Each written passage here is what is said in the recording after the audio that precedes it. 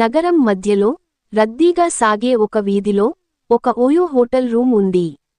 రాత్రి 9 గంటల సమయంలో నగరం లైట్ల కాంతిలో మెరుస్తుండగా ఆ హోటల్లోని ఒక గది మాత్రం ప్రేమతో నిండిన వెచ్చని వాతావరణంలో మునిగి ఉంది.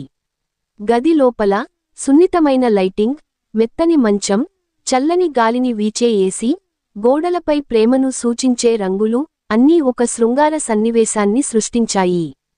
శ్రీజ, ఒక సౌందర్యవతి, ఆ గదిలోకి అడుగుపెట్టింది. ఆమె ధరించిన ఎరుపు రంగు చీర ఆమె సౌందర్యాన్ని మరింత పెంచుతోంది. ఆమె కళ్లలో ఒక తీవ్రమైన ఆకర్షణ, గుండెలో ప్రేమతో కూడిన ఆతృత కనిపించాయి. ఆమె గదిలోని అద్దం ముందు నిలబడి తన జుట్టును సరిచేసుకుంటూ ఎవరికోసమో ఎదురుచూస్తూ ఉంది. ఇంకా రాలేదా భరత్ అని మనసులో అనుకుంటూ ఆమె పెదవులపై చిన్న చిరునవ్వు వికసించింది. ఆమె గుండెలో ఒక సన్నని ఉద్వేగం అతని రాక కోసం తహతహలాడుతోంది. కొద్దిసేపటి తర్వాత గది తలుపు తెరుచుకుంది. భరత్, ఒక సుందర యువకుడు, లోపలికి అడుగుపెట్టాడు. అతని కళ్లలో శ్రీజ కోసం ఉన్న ఆరాటం స్పష్టంగా కనిపించింది. అతను ధరించిన నీలం రంగు షర్ట్ అతని ఆకర్షణను మరింత హెచ్చించింది. శ్రీజను చూడగానే అతని ముఖంలో ఒక మాయమైన నవ్వు విరబూసింది. శ్రీజా అని పిలిచాడు అతను, ఆమె వైపు నడుస్తూ. ఆమె అతన్ని చూసి కొంచెం సిగ్గుతో కూడిన నవ్వుతో, భరత్, ఈరోజు నీవు కాస్త ఆలస్యం చేశావు కదా అని అడిగింది. భరత్ ఆమె దగ్గరకు వచ్చి ఆమె చేతిని సున్నితంగా పట్టుకున్నాడు. నీకోసం ఎంత దూరం నుంచైనా వస్తాను శ్రీజా. నీవు ఇక్కడ ఉన్నావని తలచుకుంటే నా గుండె ఆగదు అన్నాడు ఆమె కళ్లలోకి లోతుగా చూస్తూ. శ్రీజ ముఖం సిగ్గుతో ఎరుపెక్కింది.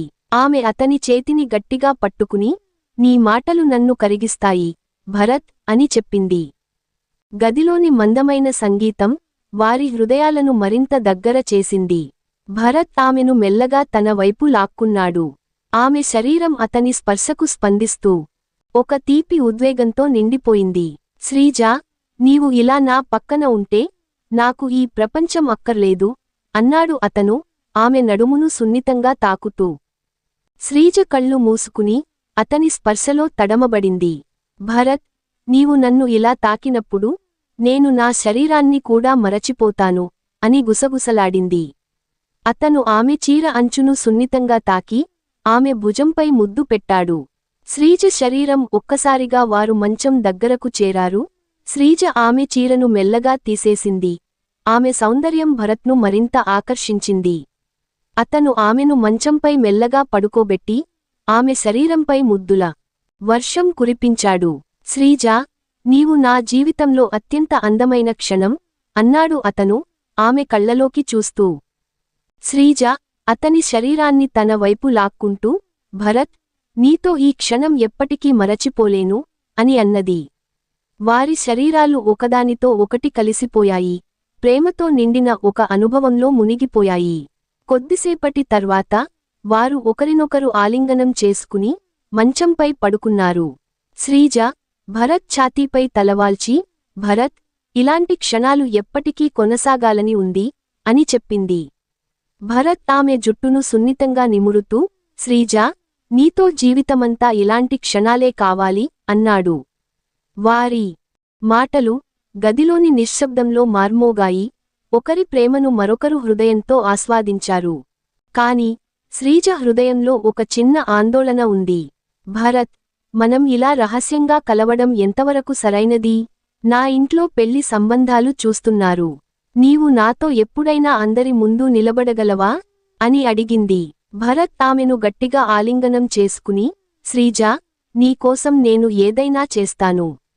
నీ తల్లిదండ్రులను కలిసి మన ప్రేమను చెప్పడానికి నేను సిద్ధంగా ఉన్నాను అని హామీ ఇచ్చాడు.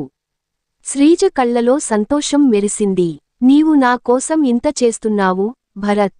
నీతో జీవితం ఒక అద్భుతమైన కలలా ఉంటుంది అని అన్నది.